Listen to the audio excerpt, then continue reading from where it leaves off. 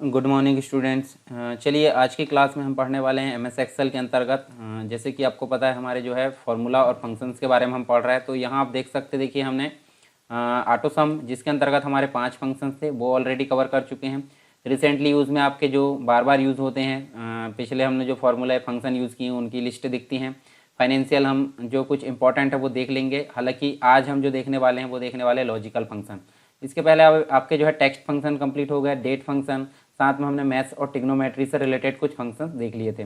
Statics से related भी कुछ फंक्शन थे, ठीक है, तो वो हमने ऑलरेडी यहाँ पर कवर कर लिए हैं। अब हम बात करेंगे लॉजिकल फंक्शन।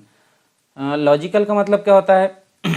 शर्त के अनुसार, यानी कि कुछ कंडीशन के आधार पर जो फंक्शंस जनरेट होते हैं। जैसे उदाहरण के तौर पर मैं बताऊं, जैसे आपको दो कंडीशन दे दी जाए, दो कंडीशन मतलब एक ट्रू और एक फॉल्स है। उसमें ट्रू और के लिए कुछ वैल्यू निर्धारित कर दी गई है। ट्रू के लिए यानी कि अगर इस लेवल से अगर ऊपर है तो ट्रू, और अगर उस लेवल से नीचे है तो फॉल्स।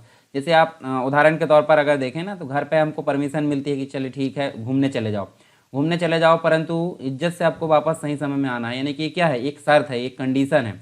तो कंडीशन के आधार पर यहाँ पे भी हम एक्सेल में कुछ डाटा पर जो है काम करना चाहते हैं, तो हम क्या करते हैं, यहाँ पे लॉजिकल फंक्शंस का प्रयोग करते हैं। तो लॉजिकल फंक्शंस होते हैं यहाँ पे, देखिए कुछ इंपॉर्टेंट जो बेस होता है, जैसे इफ़ होता है। इफ़ यानी यदि सही है तो ट्रू आंसर देगा, और अगर मतलब जो लेवल है उसमें अगर सही आता है आंसर तो वो ट्रू आएगा, मतलब जो हम देंगे, और गलत के लिए गलत आंसर आएगा। दो कंडीशन होती है, एक कंडीशन होती है और दूसरे आपके दो आंसर होते हैं, एक तो ट्रू होता है और एक फॉल्स होता है। दूसरा होता है एंड। एंड का मतलब क्या होता है? एंड का मतलब हिंदी में और बोला जाता है। और मतलब होता है सभी, यानी कि दो अगर बोले तो दोनों रहना चाहिए, चार बोले तो चारों रहना चाहिए, तभी ट्रू आएगा, नहीं तो फॉल्स आएगा। दूसरी चीज का बोला जा रहा है और का मतलब होता है अथवा। अथवा मतलब या तो ये कंडीशन सही या तो ये कंडीशन सही, कोई भी एक सही है तो यहाँ पे राइट यानी कि ट्रू का आंसर आ जाएगा, ट्रू आ जाएगा। और अगर कोई भी कंडीशन मतलब ट्रू नहीं है या सभी कंडीशन वहाँ पे गलत साबित हो रही तो यहाँ पे फॉल्स आएगा। नॉट यानी कि ये जब सही रहेगा तो क्या आएगा, जब फॉल्स आंसर आएगा, और जब गलत रहेगा तो ट्रू आंसर आएगा। तो उल्टा, यानी नॉट मतलब नहीं। जैसे आपको बोल दिया जाए कि नहीं है घर में कोई भी पूछा जाए, तो नहीं है घर में मतलब अगर होगा तो क्या होगा, वो नहीं वाला जो होगा वो क्या होगा, गलत साबित होगा। और अगर है तो वो ट्रू साबित होगा, क्योंकि नहीं पहले से बोले दिया गया, ठीक है। तो उल्टा आंसर, यानी कि जब भी कभी आंसर सही होगा, मतलब शर्त अगर सही होगी तो जो नॉट है वो क्या लौटाएगा, वो फॉल्स लौटाएगा। और अगर कंडीशन मतलब फॉल्स होगी तो वो ट्रू लौटाएगा। काउंट इफ, जैसे हमने देखे थे, काउंट का मतलब क्या होता है? काउंट मतलब होता है गिनना। अब इफ मतलब होता है शर्त के आधार पर, ठीक है। तो शर्त के आधार पर गिनने को हम क्या बोलेंगे, काउंट इफ, यानी कि गिनने के लिए हम यहाँ पे काउंट इफ का प्रयोग करेंगे। जैसे हम अगर बात करें सम इफ की, सम मतलब होता है क्या, जोड़ना, और इफ मतलब होता है कंडीशन के आधार पर उसको जोड़ना। तो चलिए इन सभी को हम यहाँ पे देखने वाले हैं। जैसे सबसे पहले हम बात करेंगे इफ की, फिर एंड की, फिर और की, फिर नॉट, और फिर काउंट, उसके बाद हम देखेंगे सम इफ, ठीक है, काउंट इफ और सम इफ। चलिए सबसे पहले देख लेते हैं इफ की। जैसे उदाहरण के तौर पे मैं बताऊं, जैसे आप 18 ईयर्स के अगर हो जाते हैं तो आपको क्या करना होता है, आपको वोट डालना होता है। तो वोट डालने के लिए हम यहाँ पे देखिए 18 इसमें हम टाइप कर लेते हैं। 18 हमने टाइप करे, और 18 टाइप करने के बाद हम यहाँ पे लगाते हैं इक्वल, और इक्वल लगाने के बाद आप देखिए, चलिए मैं इसको थोड़ा बड़ा कर देता हूँ। ये देखिए इफ लगाए, और इफ लगाने के बाद हमने ब्रैकेट शुरू किए। आप नीचे देखिए, यहाँ पे तीन चीज़ें आपको देखने को मिलेगी। यहाँ पे एक तो लॉजिकल टेस्ट देखने को मिलेगा, लॉजिकल टेस्ट मतलब शर्त देखने को मिलेगी। दूसरा, उस शर्त के आधार पर आपका आंसर ट्रू है तो ट्रू आएगा, और अगर फॉल्स है तो फॉल्स आएगा। यहाँ कंडीशन हमको देना पड़ता है, जो रिजल्ट है रिजल्ट वाले में कंडीशन यहाँ पे देना पड़ता है। यानी कि ये लॉजिकल टेस्ट हो गया, यहाँ पे आंसर आपको ट्रू वाला आंसर देना पड़ेगा, कॉमा लगा के डबल कोट के अंदर ट्रू, जो फॉल्स है वो आंसर देना पड़ेगा। तो उदाहरण के तौर पे हम देख लेते हैं, जैसे यहाँ हमने 18 लिखे हैं, तो बी वाला जो सेल है, देखिए बी वाला जो कॉलम है, बी में हमने B3 में लिखे हैं, तो आपको B3 लिखना है। और आपको देखिए कैसे देना है कंडीशन। आप कुछ चीज़ें देखे होंगे, जैसे आपने greater than, less than, equal to, not equal to ऐसे सुना होगा। जैसे आप देखिए ये बड़ा का निशान है, बड़ा मतलब होता है जिस तरफ ये लगा है तो समझ लीजिए वो बड़ा है। और उस साथ में अगर हमने इक्वल लगा दिए तो क्या हो जाएगा, बराबर। बड़ा भी रहना चाहिए या बराबर भी रहना चाहिए, किसके, 18 के, ठीक है। जो B3 वाला जो सेल है वो किसके बराबर रहना चाहिए, 18 के, या उससे बड़ा रहना चाहिए। जैसे अगर इससे बड़ा या बराबर हो जाता है तो 18 ईयर्स में या उससे आगे में हम वोट डाल सकते हैं। अब ये तो हो गई हमारी कंडीशन, यानी कि सेल लगाया, सेल एड्रेस लिखे हमने, बड़ा और छोटा का निशान लगाया, यहाँ पे जो भी कंडीशन आपको देना वो लगाया आपने। साथ में हमने उसका रिजल्ट मतलब एक क्राइटेरिया दे दिए कि इसके आगे पीछे होना चाहिए जो भी हमने दी है। कॉमा लगाना, उसके बाद देखिए नीचे सारी चीज़ें आपको नीचे दे दी जाती है। कॉमा लगाने के बाद आप देखिए यहाँ पर ट्रू वैल्यू लिखना है। ट्रू वैल्यू को आपको कैसे लिखना है, डबल कोट में। तो जैसे अगर लिखें तो यहाँ लिख देते हैं अपन you can vote. You can vote मतलब वोट डाल सकते हैं। और अगर हमको गलत आंसर प्रिंट कराना तो देखिए डबल कोट तो हमने बंद कर दिए। देखिए ध्यान से देखना है, इक्वल लगाना है, इफ लगाना है, फिर सेल एड्रेस उसको बड़ा या छोटा यहाँ पे ऑपरेटर लगाना है, मतलब ग्रेटर देन इक्वल टू हमने लगाया 18 के आसपास, मतलब 18 से बड़ा होना चाहिए या बराबर होना चाहिए। कॉमा लगा के हमने ट्रू आंसर दिए किसके अंतर्गत, डबल कोट के अंतर्गत। फिर कॉमा लगा के दूसरा जो हमारा जो है यानी कि value of false, false answer हमको देना है। तो देखिए यहाँ पे यू कैन नॉट वोट, इस प्रकार से हम इसको दे सकते हैं। तो यहाँ देखिए हमने दोनों चीज़ लिखी, मतलब कंडीशन भी हमने दे दी यानी लॉजिकल टेस्ट भी दे दिए, हमने आंसर ट्रू वाला भी दे दिए और आंसर फॉल्स वाला भी दे दिए। अब आपको ब्रैकेट को बंद करना है। ब्रैकेट को बंद करने के बाद आप जैसे ही एंटर करोगे तो आप देखिए यहाँ पे आंसर क्या प्रिंट हुआ है, 18 है और 18 से बड़ा है, तो यहाँ पे आंसर आना चाहिए यू कैन वोट। और अगर मान लीजिए हमने 17 कर देते हैं यहाँ पे, तो देखिए यू कैन नॉट वोट, हमारी कंडीशन रन हो रही है। जैसे 25 भी करते हैं तो यू कैन वोट, तो अगर 18 है तो यू कैन वोट आएगा, उससे बड़ा भी है तो यू कैन वोट आएगा, और अगर 18 से छोटा है तो यू कैन नॉट वोट आएगा। तो ये हमारा हो गया इफ़। ठीक है, समझ में आया गया होगा आपको। देखिए इक्वल लगाना है, if bracket start, cell address लिखना है, बड़ा या छोटा बताना है, किससे बड़ा छोटा बताना वो आपको वैल्यू अपनी मन से लिखना पड़ता है। डबल कोट के अंदर आपको क्या लिखना होता है, डबल कोट के अंदर आपको लिखना होता है ट्रू आंसर, और फिर दूसरे डबल कोट के अंदर का आपको लिखना होता है फॉल्स आंसर। तो इस प्रकार से आपको यहाँ पे चलना है। ठीक है, तो चलिए यहाँ पे हम देखने वाले क्या, ये हमने देख लिया वाला जो इफ़ वाला है। अब हम देखते हैं एंड वाला। जैसे मान लीजिए कोई बच्चा है जिसको मतलब मार्कशीट में आपने देखा होगा 33% मार्क्स आपको लाना होता है किसी भी सब्जेक्ट में, तभी आपका आंसर जो होता है वहाँ पे प्रिंट होता है पास। अगर एक भी सब्जेक्ट में अगर आप कंडीशन के अनुसार नंबर नहीं लाते तो आप क्या कहलाते हो, फेल, या आपको सप्लीमेंट्री या बैकलॉग आ जाता है। तो उदाहरण के तौर पर 100 में से हमको 33 मिलना चाहिए। ठीक है, ये देखिए मान लीजिए 3 सब्जेक्ट है आपके पास और तीनों सब्जेक्ट में आपको कितना मिलना चाहिए, 33। और अगर तीनों में से 33 है तो यहाँ आंसर क्या आना चाहिए, ट्रू। और अगर तीनों में से किसी एक में भी अगर 33 नहीं है, कम है, तो क्या आ जाना चाहिए, फॉल्स। फॉल्स मतलब होता है फेल। ये ऑटोमेटिक आंसर प्रिंट करता है। जैसे हमने देखिए यहाँ आंसर ऑटोमेटिक ना आकार क्या दी हैं उसके अनुसार, मतलब हमने मैनुअली वहाँ आंसर दिए हैं, परंतु यहाँ पे आंसर आपको मैनुअली नहीं देना है, ये ऑटोमेटिक आएगा। तो चलिए यहाँ लगा लेते हैं, इक्वल लगाना है, एंड लगाना है। तो आपको सिर्फ क्या देना है, जैसे यहाँ लॉजिकल टेस्ट दिए थे ना, सिर्फ लॉजिकल वैल्यू देना। तो लॉजिकल वैल्यू कहाँ कहाँ की देना, देखिए सी वाले कॉलम में लिखे हैं और 3 में। C3 में लिखा है पहली वैल्यू, और जो होना चाहिए 33% या 33 मार्क्स से ऊपर होना चाहिए या बराबर होना चाहिए। तो देखिए यहाँ अपन ने लिखे क्या, C3 बड़ा है या बराबर है किसके, 33 के। ठीक है, कॉमा लगाए, दूसरी वैल्यू क्या है, देखिए C3 के बाद क्या जाएगा, C4 आ जाएगा। तो यहाँ हम लिख देते हैं C4, और C4 बड़ा है या बराबर किसके, 33 के। फिर कॉमा लगाए तो C5 बड़ा है, ये बड़ा का निशान लगाए और बराबर का निशान, और ये 33 के। सिर्फ आपको इतनी कंडीशन लगाना है। अगर 4 है तो 4 बार आप लगा दीजिए, 5 है तो 5 बार लगा दीजिए। तो इस प्रकार देखिए यहाँ पे हमने इक्वल लगाए, एंड लगाए। एंड मतलब और, सभी में कंडीशन सही होना चाहिए तो ही ट्रू आएगा, नहीं तो फॉल्स आएगा। तो C3 का बता दिया हमने 33 होना चाहिए, इससे बड़ा होना चाहिए। C4 का उससे मतलब जो 33 है उससे बड़ा होना चाहिए, और C5 का भी 33 है उससे बड़ा होना चाहिए। जब तीनों कंडीशन सही है तो समझ लीजिए यहाँ पे ट्रू आएगा। मान लीजिए एक में आपको जो है 32 मिल गया, तो 32 मिल गया तो यहाँ क्या जाएगा आपका, यहाँ पे फॉल्स आ जाएगा। तो ये आपको देखने को मिलेगी यहाँ पे। देखिए एक में भी अगर फेल है तो यहाँ पे रिजल्ट कैसा आएगा, फॉल्स। तो हम यहाँ पे देखिए एक और चीज़ यहाँ पे अप्लाई कर सकते हैं, जैसे इफ़ है तो यहाँ पे देखिए जो फॉल्स है, फॉल्स की जगह यहाँ पे फेल आना चाहिए, दूसरे सेल में लगा सकते हैं। देखिए इफ़ लगाए, और इफ़ लगाने के बाद आपको देखिए ये जो है यहाँ पे इस सेल का एड्रेस लिखना। इस सेल का एड्रेस क्या है, C6 हमने लिखे, और यहाँ पे हमने इसको क्या लिख दिए, बराबर है, और बराबर क्या लिख दिए, यहाँ पे लिख दिए हमने ट्रू अगर है। ठीक है, देखिए डबल कोट के अंदर ना लिखें तो इसको ज़्यादा बेटर रहेगा। क्यों, क्योंकि डबल कोट में लिखने में क्या होता है, हमारी मैनुअली वैल्यू आ जाती है, और डबल कोट के बाहर लिखे तो देखिए ये जो वैल्यू है ऑटोमेटिक आ रही, तो आपको डबल कोट यहाँ पे नहीं लगाना। कॉमा लगाया हमने, यहाँ लिख दीजिए क्या, अगर ट्रू है तो क्या आना चाहिए, पास, और अगर ट्रू नहीं है तो क्या आना चाहिए, फेल। ठीक है, तो इस प्रकार आप जो है एक फंक्शन मतलब एक अपनी इच्छा अनुसार आप इफ़ का जो है लगा सकते हैं। जैसे देखिए ये फॉल्स आया है तो यहाँ पे क्या आ गया, फेल, और अगर हम यहाँ पे 33 कर देते हैं तो देखिए यहाँ पे ट्रू आया तो यहाँ ऑटोमेटिक पास आ गया। तो ये देखिए आपको मार्कशीट में समझ में आएगा, जब हम मार्कशीट बनाना देखेंगे तो वहाँ पे आपको ये सारी चीज़ें समझ में जाएगी। चलिए और में देखते हैं।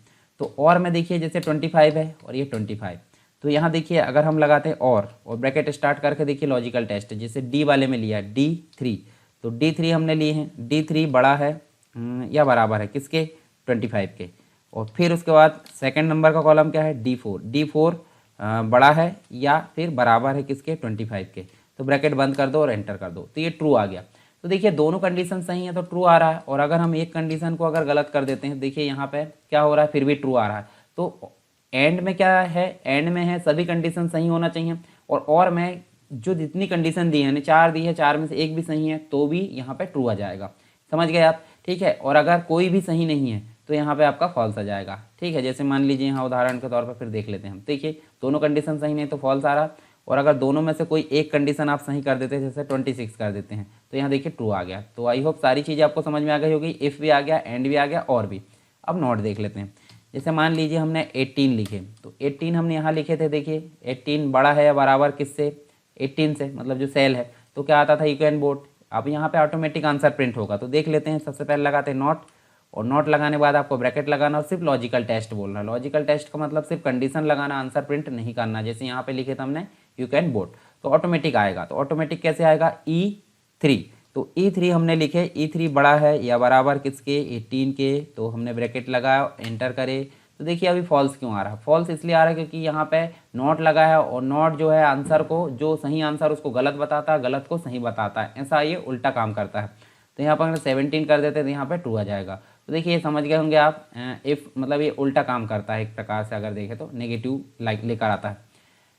काउंट इफ देख लेते हैं, काउंट इफ मतलब गिनना। तो गिनना मतलब जैसे नॉर्मली क्या होता है, मान लो हमने 25 लिखे, ठीक है, 62 लिखे, ये देखिए ये हम लिख देते हैं, ये देखिए हम इनको जोड़कर देख लेते हैं। सबसे पहले हम देखते हैं, देखिए यहाँ पे मतलब काउंट इफ का मतलब होता है गिनना। तो जैसे हमने ब्रैकेट स्टार्ट करे तो यहाँ आपको रेंज देना, रेंज देने का मतलब 25 से लेकर 42 तक। तो ये कहाँ से कहाँ तक लिखा, F वाले कॉलम में लिखा F3, और नीचे जाकर देखेंगे तो F9। तो F3 से लेकर का मतलब डबल कोट के अंदर लिखना है, तो F9 तक देना है। तो F9 तक आप दोगे तो देखिए सारी सेल आपकी सेलेक्ट हो गई, यानी सेल रेंज आपकी सेलेक्ट हो गई है। और आपको ब्रैकेट बंद नहीं करना। ब्रैकेट बंद क्यों नहीं करना, क्योंकि क्राइटेरिया देने की बात हो रही है। तो कॉमा लगाना है और क्राइटेरिया देना है। क्राइटेरिया देना है कि इक्वल टू किसके आसपास होना चाहिए। आप डबल कोट के अंदर दे दोगे तो ज़्यादा अच्छा रहेगा, तो इक्वल टू रहना चाहिए, ठीक है। ये डबल कोट दिए और ब्रैकेट बंद किए। तो देखिए यहाँ हमने सिर्फ क्या बोले थे, इक्वल टू, यानी कि बराबर होना चाहिए 25 के। 25 के बराबर होना चाहिए, सिर्फ उन्हीं को गिने, बाकी को नहीं गिने। तो देखिए यहाँ पे 25 वाली वैल्यू कितनी है, 1 है और एक 2 है। मान लीजिए एक और हम कर देते हैं, जैसे मैं एक और ये कर देता हूँ तो यहाँ 3 वैल्यू। तो ये देखिए कंडीशन के आधार पर गिन रहा है। अगर उदाहरण के तौर पर हम यहाँ पर मान लेते हैं कि जो किससे, ये देखिए बड़ी है या बराबर है, बड़ी है या बराबर, यानी कि टोटल 7 वैल्यू है, तो सातों वैल्यू किससे बड़ी है, 25 या उसके बराबर है। और उदाहरण के तौर पे हम इसको बराबर ना माने और सिर्फ बड़ा है गिने, तो देखिए 4 है। क्यों, क्योंकि 3 तो 25 है, बराबर को नहीं गिना है। तो ये कंडीशन के आधार पर गिनने का काम करता है काउंट इफ। दूसरी चीज़ होती है सम इफ।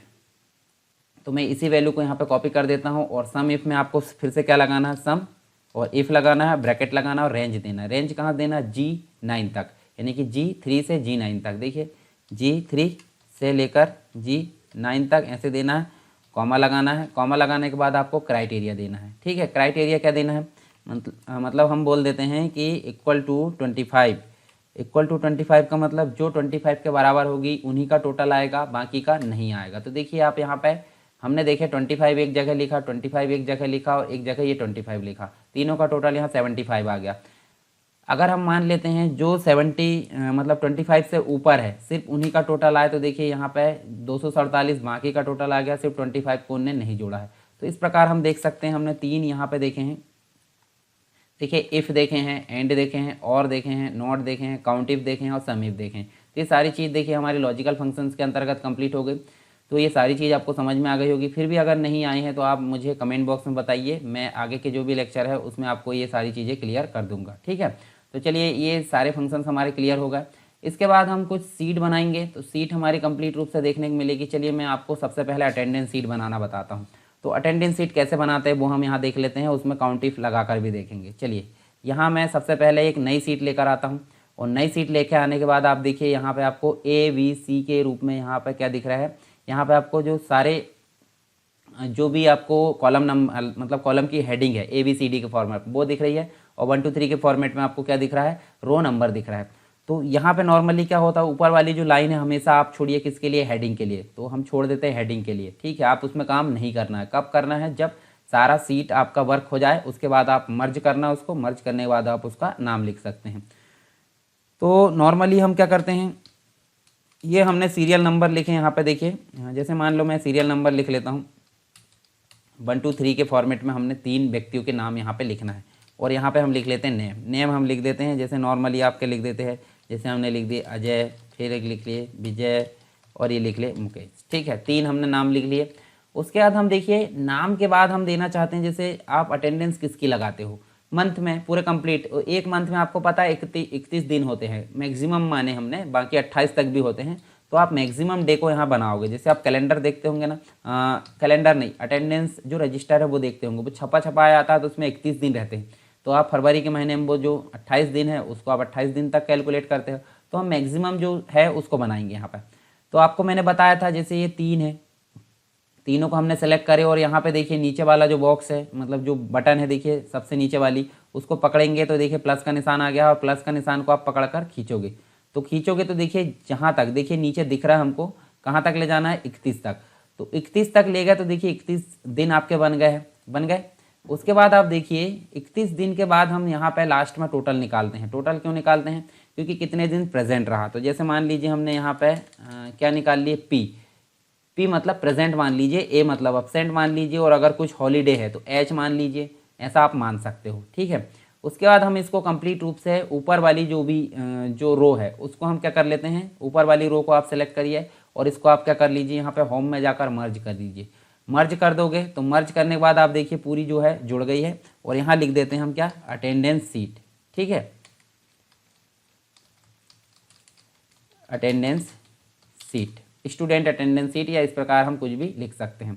उसके बाद हम इसको बड़ा करेंगे, और बड़ा करने के बाद हम इसको क्या कर देंगे, सेंटर। ठीक है, सेंटर तो ऑलरेडी थी, देखिए ऑलरेडी सेंटर है। इसका बैकग्राउंड कलर चेंज कर देते हैं। ठीक है, ये कर दी हमने चेंज। अच्छा, एक चीज़ यहाँ देखिए, आपको एक चीज़ देखने को मिलेगी, ये जब हम प्रिंट प्रीव्यू देखेंगे, जैसे चलिए उदाहरण के तौर पर हम प्रिंट प्रीव्यू देख लेते हैं। प्रिंट प्रीव्यू में गए और यहाँ जाकर आप देखोगे तो आप देखिए यहाँ पे आपको सिर्फ क्या दिख रही है, सीरियल नंबर, नेम, और बाकी आपके 8 दिन दिख रहे हैं, जबकि हमको एक पेज में कंप्लीट चाहिए, एक पेज में कंप्लीट होना चाहिए। तो सबसे पहली बात तो होती है कि आपको पेज को घुमाना पड़ेगा, यानी कि आपको पोर्ट्रेट की जगह लैंडस्केप जो है उसको रखना पड़ेगा। तो चलिए सबसे पहले वो काम कर लेते हैं। तो पेज लेआउट में जाएंगे और ओरिएंटेशन को क्या कर देंगे, लैंडस्केप। जब आप लैंडस्केप करोगे तो आप फिर से प्रिंट प्रीव्यू देखोगे, तो प्रिंट प्रीव्यू देखोगे तो अब आपको यहाँ पे ध्यान से देखिए 8 की जगह 12 जो दिन है वो दिख रहा है, फिर भी हमारे 31 दिन है यहाँ पे नहीं आ रहा है। तो हमको देखो यहाँ पे लाने के लिए क्या करना होगा, लाने के लिए हमको पूरी सीट को सेलेक्ट करना है, या फिर आप ये देखिए यहाँ पे जो कॉर्नर है, दोनों ए और जो 1 है, दोनों रो और कॉलम नंबर जहाँ मिलते हैं उस पर जाकर क्लिक करोगे, पूरी सीट आपकी सेलेक्ट हो जाएगी। और आपको नॉर्मली कहाँ जाना है, होम टैब में। होम टैब में जाने के बाद ये देखिए आपको फॉर्मेट दिख रहा है। फॉर्मेट में आपको देखिए आपको कॉलम को ऑटो फिट करना है, ना कि रो को ऑटो फिट करना है। तो कॉलम ऑटो फिट आप देखिए, यहाँ देखिए कॉलम बिड्थ के नीचे ऑटो फिट कॉलम बिड्थ, जैसे आप इस पर क्लिक करोगे तो आप देखिए यहाँ पे सारी चीज़ें आपको व्यवस्थित तरीके से देखने को मिल रही। अब आप प्रिंट प्रीव्यू देखिए, जब आप प्रिंट प्रीव्यू देखोगे तो आपको देखिए 31 तक यहाँ पे देखने को मिल रहा है, और साथ में कुछ और चीज़ें देखने को मिल रही है, मतलब बाकी की जो पी है, ए है और एच है, उसके बाद भी हमारी जगह यहाँ पर बच रही है। तो ये देखिए आपको समझ में आ गया होगा हमने किस प्रकार ये करे हैं। ठीक है, तो ये आप इस प्रकार करें तो आपको एक पेज में सारी चीज़ें यहाँ पर मिल जाएगी। चलिए थोड़ा और मतलब बड़ा कर लेंगे हम, जो चीज़ ज़्यादा ज़रूरत पड़ती है, जैसे अजय है, अजय को हम यहाँ पे पी लगा देते हैं। ठीक है, ये देखिए पी, किसी दिन हम ए भी लगा देते हैं, उसके बाद हम पी लगाते हैं, फिर ए लगाते हैं, देखिए फिर उसके बाद 7 दिन के बाद आप एच लगा दीजिए, एच मतलब हॉलीडे होता है, फिर हम पी इस प्रकार लगा देते हैं। ठीक है, 14 में आप फिर से एच लगा दीजिए। तो इस प्रकार आप देखिए इसको जो है अलग अलग प्रकार से, मतलब किसी दिन अपसेंट, किसी दिन प्रेजेंट, इस प्रकार आप यहाँ पे। चलिए मैं आगे जो है आप विस्तार से इसको कर लीजिएगा, मैं आगे आपको जो फंक्शंस है उसको बता देता हूँ यहाँ पर लगाना। यहाँ देखिए हम इसको क्या कर लेते हैं, यहाँ इसको हम अलग अलग, मतलब यहाँ पे किसी को अपसेंट 2 दिन कर देते हैं, किसी को यहाँ पे देखिए ये इस प्रकार है, हम जो है कैलकुलेट करेंगे। तो आप देखिए यहाँ पे इस प्रकार आप जो है प्रेजेंट अपसेंट लगाते हो, तो यहाँ आप देखने को मिलेगा जब अजय को हम कैलकुलेट करेंगे यहाँ पे पी, तो क्या गिनेंगे, प्रेजेंट गिनेंगे। और अगर हम अपसेंट गिनेंगे, मतलब अपसेंट को अगर कैलकुलेट करना तो यहाँ पे ए गिनेंगे, और अगर एच को कैलकुलेट करना यानी हॉलीडे को कैलकुलेट करना तो एच को गिनेंगे। तो आपको करना क्या है, करना कुछ नहीं है। जैसे अभी मैंने बताया काउंट इफ़, तो आपको काउंट इफ़ ही लगाना है। तो आपको क्या करना है, यहाँ पे इक्वल लगाना है और यहाँ आपको काउंट इफ़ लिखना है, नॉर्मली ब्रैकेट स्टार्ट करना है, रेंज लिखना है। तो रेंज कहाँ से देना है, 1 से ही दोगे ना, नेम से थोड़ी दोगे। तो देखिए यहाँ पे क्या लिखा है, देखिए 1, तो 1 वाला जो सेल है वो क्या कहला रहा है, देखिए यहाँ पे यहाँ पे 3 कहला रहा है। C3 कैसे, देखिए C है और यहाँ पे 3 नंबर से शुरू हो रहा है। तो आपको क्या लिखना है, यहाँ पे लिखना है नॉर्मली आपको C3 और से मतलब होता है बीच में कॉलन लगाना है और कहाँ तक लेना है, देखिए 31 तक, यानी कि A और G जो कॉलम है उसमें आपको AG3 लिखना है। ठीक है, ये लिखे और कॉमा लगाना है। कॉमा लगाने के बाद आपको बोल रहा है देखिए क्राइटेरिया, क्राइटेरिया क्या गिनना है, P। तो आपको नॉर्मली क्या देना है, डबल कोट के अंदर आपको P देना है। P कैसा लिखे आपने, स्मॉल लिखे कि कैपिटल, स्मॉल, तो स्मॉल देना है। अगर कैपिटल लिखे तो कैपिटल देना। सिंपल आप ब्रैकेट बंद करिए और आपको यहाँ गिनकर आ गया है 27, यानी कि देखिए आप देखिए अजय की जो अटेंडेंस आई है वो 27 आई है। उसी प्रकार हम यहाँ पे ए गिन लेंगे। तो चलिए गिनकर दिखा देता हूँ। काउंट इफ ब्रैकेट स्टार्ट और आपको क्या लिखना है, C3 से लेकर AG3 तक। और आपको क्या लिखना है, मतलब यहाँ पे डबल कोट के अंदर H लिखना है और आपको ये देखिए, ठीक है, 2 जो है अपसेंट आई है, सॉरी यहाँ H नहीं लिखना, आपको A लिखना है। क्यों, क्योंकि अपसेंट निकाल रहा है। ये देखिए आ गई। उसके बाद हम फिर से लगाएंगे काउंट इफ़ और काउंट इफ़ लगा के हम एच गिन लेंगे। एच कैसे गिनेंगे, C3 से लेकर AG3 तक और ब्रैकेट आपको मतलब जो कॉमा लगाना है, कॉमा लगाने के बाद आपको H लिखना है और H देखिए डबल कोट के अंदर H लिखना है, ब्रैकेट बंद करना है और एंटर करना। तो आप इस प्रकार देख सकते हैं। देखिए हमने 27 अपसेंट मतलब प्रेजेंट निकाल लिए, अपसेंट निकाल लिए 2 दिन और हॉलीडे निकाल लिए 2 दिन, टोटल मिलाकर 31 दिन आपके हो गए हैं। अब आप नीचे अगर ऑटोफिल करोगे, ऑटोफिल का मतलब ऐसे खींचना, तो खींचोगे तो ऑटोमेटिक आपका देखिए फंक्शंस या फॉर्मूला यहाँ पे लग गए हैं। लग गए, क्यों लग गए हैं, क्योंकि अगर वहाँ पे ओनली वैल्यू लिखी रहती तो वैल्यू ऑटोफिल होती, अगर वहाँ फंक्शन या फॉर्मूला लिखा तो फॉर्मूला ऑटोफिल होगा। तो ये आप समझ गए होंगे। चलिए इसको भी खींच देते हैं। ये देखिए यहाँ पे वैल्यू जो है जिसकी जो होगी उस प्रकार आप यहाँ पे देख सकते हैं। ठीक है, तो ये सारी चीज़ आपको क्लियर हुई होगी। आप अटेंडेंस सीट को और अच्छे से बना कर देखिए, 10-12 स्टूडेंट में इसको लगा कर देखिए और फिर भी अगर कोई दिक्कत आती है तो मुझे आप बता सकते हैं। चलिए एक जो सीट है वो मैं बता देता हूँ यहाँ पे। जैसे नॉर्मली क्या होता है, जब हम मार्कशीट बनाते हैं तो अटेंडेंस सीट हो गई, हम बनाते हैं मार्कशीट। ठीक है, तो यहाँ देखिए आपको मार्कशीट बनाने के लिए सबसे पहले क्या देना पड़ेगा, तो सीरियल मैंने बताया, जबकि आपके पहला जो रो है, पहली रो आपको हमेशा छोड़ना है, सीरियल नंबर, फिर आपको देना है यहाँ पे सब्जेक्ट्स, उसके बाद आपको देना है मिनिमम मार्क्स और यहाँ पे देना है जो मिनिमम मार्क्स है वो दे सकते हैं आप अपनी मार्कशीट को सजाने के लिए, और मैक्सिमम मार्क्स भी दे सकते हैं। तो हम यहाँ पे सिर्फ जो है मार्क्स ऑब्टेंड मार्क्स मतलब जो मिले हैं हमको वो दे देते हैं। ठीक है, और यहाँ पे मैक्सिमम मार्क्स दे देते हैं, जैसे हमने 2 चीज़ दिए। ठीक है, अब उसके बाद हम क्या चाहते हैं, जैसे हमारे पास में कितने सब्जेक्ट हैं, मान लो यहाँ पे 3 सब्जेक्ट है या 4 सब्जेक्ट। चलिए यहाँ पे 3 सब्जेक्ट का हम छोटा बना लेते हैं, आप 10 सब्जेक्ट का भी बना सकते हैं अगर आपको कॉन्सेप्ट क्लियर हो जाता है तो। जैसे मान लीजिए सब्जेक्ट आपके पास में फंडामेंटल है, ठीक है, फिर उसके बाद क्या है, पीसी पैकेज है, पीसी पैकेज हमने लिए। उसके बाद आप लिख सकते हैं यहाँ पे एमएस एक्सेस, ये आपने 3 सब्जेक्ट लिए। आपको फंडामेंटल में कितने सब्जेक्ट मतलब कितने मार्क्स मिले हैं, आपको मिले मान लीजिए 100 में से आपको मिले हैं 45। उसके बाद पीसी पैकेज में आपको मिले हैं 60 और एमएस एक्सेस में मिले आपको 70। मैक्सिमम कितने थे, मैक्सिमम आपके 100 थे। ठीक है, ये 100 मार्क्स थे। अब यहाँ देखिए, चलिए मैं इसको आगे पीछे कर देता हूँ, जैसे इस कॉलम को हम इधर ले आते हैं। ठीक है, और इसको हम डिलीट कर देते हैं यहाँ से, तो यहाँ जाएगा।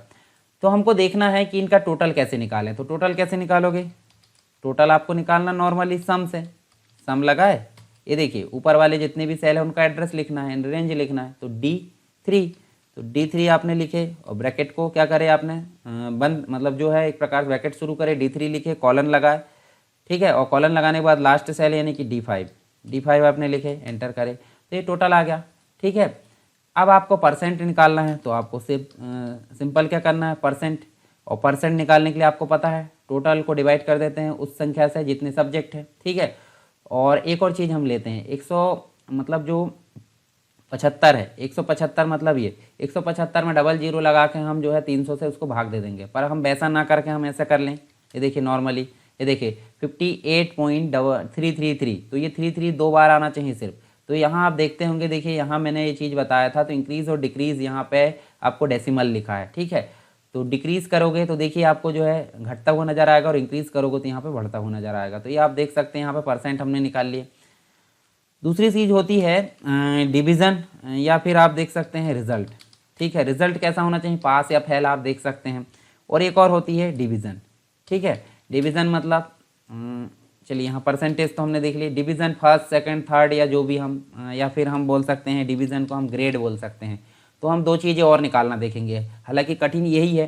तो देखिए रिज़ल्ट में आपको क्या करना है, रिज़ल्ट में आपको सिंपल यहाँ पे सबसे पहले क्या लगाना है, यहाँ पे इफ़ लगाना है, ठीक है। इफ़ लगाना है तो जैसे कोई सब्जेक्ट में क्या होता है, अगर फेल हो जाते हैं तो वहाँ पे एफ आता है, या स्टार लगा होता है, या जो भी अलग अलग प्रकार से हम देख सकते हैं। तो हम सबसे पहले जो है फंडामेंटल को चेक करेंगे कि उसमें जो है नंबर उसको जो है मिनिमम यानी कि 33% से ऊपर मिला है या बराबर मिला तो वो पास कहलाएगा, या पी आ जाएगा वहाँ, या हम जो भी इंडिकेशन देना चाहते हैं। जैसे नॉर्मली हम क्या करते हैं, ये ब्रैकेट लगाया और यहाँ पे हमने D3 लिखे। D3 बड़ा है या बराबर है किसके, 33 के, कॉमा लगाए, तो यहाँ पे क्या आना चाहिए, P आना चाहिए, और नहीं तो क्या आना चाहिए, F आना चाहिए। कैपिटल में लिखे, ध्यान से देखना है ना। तो देखिए हमने क्या लिखे, 33% से बड़ा आना चाहिए या बराबर आना चाहिए तो P, और नहीं तो फिर F। तो इसको आप क्या कर लीजिए, ऐसे डाउन करना मैंने बताया बार बार, तो आप फिर से देख सकते, देखिए इस प्रकार जो है सभी में वो डाउन हो गया। अब इन तीनों को हमको देखना क्या, एंड फंक्शन के द्वारा। तो आप जैसे सिंपल आप एंड फंक्शन लगाते हो तो एंड क्या करता है, इन तीनों में अगर P है तो हाँ ट्रू आएगा, और ट्रू को हम यहाँ पे रिजल्ट में डिक्लेयर कर देंगे। तो देखिए यहाँ पे P है, मतलब क्या करना है हमको, सेल एड्रेस लिखना। तो जैसे E है तो E3, तो E3 बड़ा है या बराबर है किसके, P। अब P जो है हमारे द्वारा टाइप किया गया था कि आया था, ठीक है। तो ये हमारे द्वारा टाइप किया गया था, जब हमारे द्वारा टाइप किया गया तो डबल कोट के अंदर लिखना, और अगर खुद ब खुद आया होता तो हमको डबल कोट नहीं लगाना पड़ता। फिर इसके बाद E4 क्या है, E4 बड़ा, E4 को बड़ा या बराबर नहीं करना है यहाँ पे, सॉरी ये दिक्कत है। देखिए न्यूमेरिक वैल्यू में आप जब सिर्फ लिखोगे बड़ा है बराबर, अगर आपको अल्फ़ाबेट लिखना है तो इक्वल टू लगाओगे। अब यहाँ इक्वल टू लगाया, दूसरे में भी डबल कोट लिखे, P लिखे और डबल कोट बंद। फिर से उसके बाद E5 बराबर है डबल कोट P, और फिर ये, और फिर उसके बाद देखिए हमको ब्रैकेट बंद करना। 3 कंडीशन है तो 3 लगा दीजिए, 4 है तो 4 लगा दीजिए। तो हमने लिखे देखिए E3 बराबर है P के, E4 बराबर है P के, E5 बराबर है P के। तो हमारे द्वारा टाइप किया गया था ये P, इसलिए हमने डबल कोट लगाया, ठीक है। एंटर करें तो ट्रू आ गया। ट्रू क्यों आया, क्योंकि सभी 33% से ऊपर है। मान लीजिए यहाँ पे 30 आए तो इसमें क्या जाएगा, फॉल्स आ जाएगा। तो हम नॉर्मली क्या कर देते हैं, ये इसको हम बड़ा कर देते हैं। जब यहाँ ट्रू आएगा तो ऑटोमेटिक क्या हो जाना चाहिए, रिजल्ट पास। और जब यहाँ फॉल्स आए, फॉल्स क्यों आएगा, क्योंकि यहाँ से किसी न किसी में कम मार्क्स मिले हैं या फिर कोई सब्जेक्ट में वो फेल हुआ है, तो यहाँ पर रिजल्ट क्या जाएगा, फेल। तो चलिए यहाँ पे इफ़ लगाते हैं, जैसे कि मैंने पीछे के उसमें जो है, पीछे जब फंक्शन बताया था इफ़ वाला, तो उसमें बताया था आपको। तो यहाँ देखिए इफ़, जब हमने इफ़ लगाए तो यहाँ देखिए आपको ब्रैकेट लगाना है और इस सेल का एड्रेस लिखना। तो देखिए F कौन सा है, 3, तो F3 है, और F3 किसके बराबर होना चाहिए, F3 बराबर होना चाहिए ट्रू के। जब ये ट्रू के बराबर होगा तो ट्रू, देखिए ट्रू में डबल कोट क्यों नहीं लगा है, क्यों, क्योंकि ये ऑटोमेटिक आया है, हमारे द्वारा टाइप नहीं किया गया था। उसके बाद डबल कोट में हमको क्या लिखना है, रिजल्ट हमारा ट्रू वाला लिखना है, और डबल कोट में हमको ये रिजल्ट लिखना है फेल वाला, ठीक है। एंटर करें तो यहाँ देखिए पास आ गया। जैसे मान लीजिए एक में हम कम कर देते हैं, यानी कि 25 F आ गया, और किसी एक में भी F है तो यहाँ पे क्या आ जाएगा, फॉल्स, और फॉल्स है तो ये ऑटोमेटिक फेल। जब ये फॉल्स यहाँ पे हमको दिख रहा है बार बार, तो हम इसको क्या कर सकते हैं, इसका कलर हम वाइट कर सकते हैं, ठीक है। इसका कलर आप क्या कर दीजिए, वाइट, ये नहीं दिखेगा, हमको बस पता चलेगा कि हमने लगाए थे। अब ग्रेड हम देख सकते हैं, ग्रेड भी आप लगा के बता देता हूँ मैं, ठीक है। कुछ सीट और है वो हम देख लेंगे फटाफट। जैसे जो सैलरी सीट है वो हम बाद में देख लेंगे, ठीक है। इसमें हम हमारा ज़्यादा हो जाएगा। अटेंडेंस सीट भी हमने देख लिए, फंक्शंस भी हमने देख लिए, कौन सा फंक्शंस कहाँ यूज़ होता है वो सारी चीज़ हमने देख ली। चलिए ग्रेड लगाना बता देता हूँ। तो यहाँ इफ़ लगता है, तो इफ़ कौन सा लगेगा, मल्टीपल, यानी नेस्टेड इफ़ बोल सकते हैं। नेस्टेड इफ़ मतलब इफ़ के अंदर इफ़ के अंदर इफ़, यानी कि बहुत सारे इफ़ आपके देखने को मिलेंगे। तो किस सेल में लगाना है, ये वाला परसेंटेज, परसेंटेज के अनुसार ही हम कैलकुलेट करते हैं ना, सेकंड डिवीजन आया, फर्स्ट आया, थर्ड आया, जो भी आया, ठीक है। तो परसेंटेज वाला सेल का एड्रेस आप देख लीजिए D7। तो यहाँ देखिए जब हम ब्रैकेट स्टार्ट करेंगे तो D7 आपको बार बार लगाना। D7 बड़ा है या बराबर है किसके, तो हमको अभी 46 नहीं लगाना, हमको लगाना है 75 के बराबर हो या बड़ा हो। तो जैसे ही ये बड़ा होगा तो समझ लीजिए क्या हो जाएगा, फर्स्ट डिवीज़न, यानी कि ये आप देख सकते हैं फर्स्ट डिवीज़न ब्रैकेट बंद। अब फॉल्स वैल्यू आप दोगे कैसे, फॉल्स वैल्यू आप कॉमा के बाद फॉल्स वैल्यू ना देकर फिर से आप इफ़ लगाओगे, तो इफ़ लगाओगे तो फिर से क्या लगाना है D7, और D7 आपको लगाना है बड़ा है या बराबर किसके 60 के, ठीक है। और 60 के बराबर है तो हम क्या लिखेंगे, यहाँ पे फर्स्ट डिवीज़न तो इसमें भी आता है, तो हम यहाँ पे देखिए नॉर्मली क्या कर सकते हैं, ए ग्रेड दे देते हैं, और यहाँ पे क्या दे देते हैं, जो दूसरा है उसमें बी ग्रेड दे देते हैं। कॉमा लगा फिर से आप इफ़ लगा दीजिए, और इफ़ लगा फिर से D7, और D7 बड़ा है या बराबर किसके 50 के, तो 50 के बड़ा है बराबर तो क्या जाएगा सी, ग्रेड सी, यानी डबल कोट के अंदर क्या जाएगा, यहाँ आपको डबल कोट नहीं लगाना, ठीक है, ध्यान देना, ठीक है, यहाँ लगाना है सी आ जाएगा ग्रेड। और फिर आपको ब्रैकेट मतलब यहाँ पे कॉमा लगाना है, कॉमा लगाने के बाद गलत वैल्यू के लिए इफ़, तो डी ग्रेड ना बनाकर आप उसको फेल कर दीजिए, ठीक है। चलिए 40 तक ले लेते हैं, डी ग्रेड भी बना देते हैं। तो ये ब्रैकेट स्टार्ट करें D7 और बड़ा है या बराबर किसके 40 के, और यहाँ पे कॉमा लगाना है और फिर आपको डी ग्रेड लिखना, और जब डी ग्रेड नहीं रहेगा तो यहाँ पे फॉल्स आंसर आप लिख दीजिए क्या कि वो नो डिवीज़न या नो ग्रेड, या फिर आप इस प्रकार टाइप कर सकते हैं अपने अनुसार। तो अब देखिए हमने कितने इफ़ लगाए, एक इफ़ ये हो गया, एक इफ़ ये हो गया, एक इफ़ ये हो गया, और एक ये 4 ओपन करे हैं, तो 4 इफ़ लगाए हैं तो 4 ब्रैकेट स्टार्ट हुए होंगे, तो 4 को एंड भी करना पड़ेगा। तो चारों को आप एंड कैसे करोगे, एक लगाना है 2 3 और ये 4 आप ब्रैकेट यहाँ पे लगा दोगे। तो देखिए मैंने 4 ब्रैकेट यहाँ लगाया, उनका कलर भी आपको देखने को मिलेगा, पहला ब्लैक है, दूसरा पर्पल है, तीसरा आप देख सकते हैं, देखिए ये आपका पिंक कलर दिख रहा है, पर्पल दिख रहा है, फिर उसके बाद आपको ग्रीन कलर दिख रहा है, तो अलग अलग कलर आप यहाँ भी देख सकते हैं। तो इस प्रकार आप 4 लगाए हैं तो 4 को आपने बंद भी करे हो, और जैसे हमने एंटर करे तो यहाँ पे देखिए डी ग्रेड आ रहा है। डी ग्रेड क्यों आ रहा है, क्योंकि 40 से 50 के बीच में, मान लो यहाँ मैं नंबर बढ़ा देता हूँ, जैसे मैं 90 कर देता हूँ, तो देखिए यहाँ पे आपका क्या हो गया है, ग्रेड भले ही कितनी आ जाए, अगर किसी एक सब्जेक्ट में अगर फेल हो गए आप तो रिजल्ट फेल ही आएगा। मान लो आप इसमें 60 हो गए, तो देखिए ग्रेड आपका जो है बी आ रहा है और पास भी हो गया। 60 को आप कर देते हो 80, तो यहाँ देखिए ग्रेड ही आ जाता है, 80% है तो ग्रेड है, 75 से ऊपर है।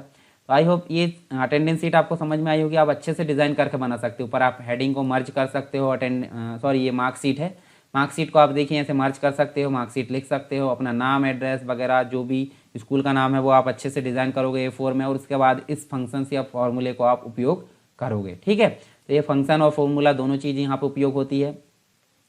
तो लेक्चर काफ़ी बड़ा हो रहा है, तो वो सारी चीज़ हम जो बाकी की चीज़ है, जैसे मैं 1-2 चीज़ आपको बता देता हूँ।